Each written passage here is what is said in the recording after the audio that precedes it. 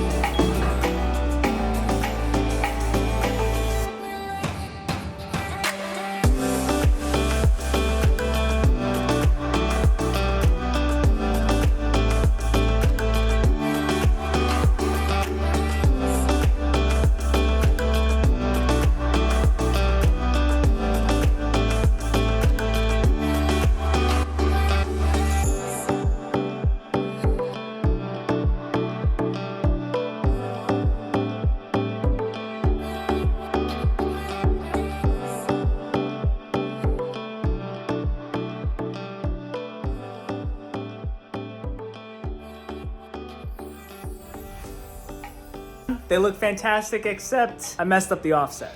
It looks pretty clean, but the rears just stick out too much, unfortunately. And we gotta do this build right. We're gonna take those off, get new rims with the correct offset. I'm thinking plus 35. Right now they're plus 20, so I did the calculations wrong on that. And then it should sit flush, and if we need spacers, we can always push it out a little bit. I don't need them driving around Monster Max. But now I'm gonna sand the car for 3 weeks, a couple minutes for you guys, and then it's ready for paint.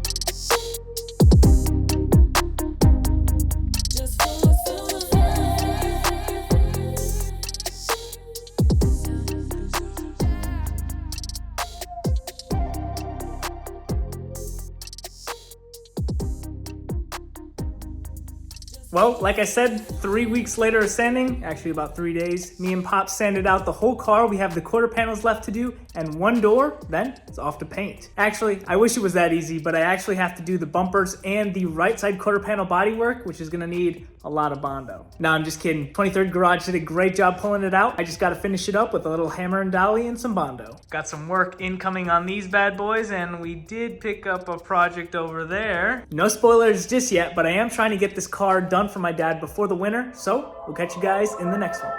See ya.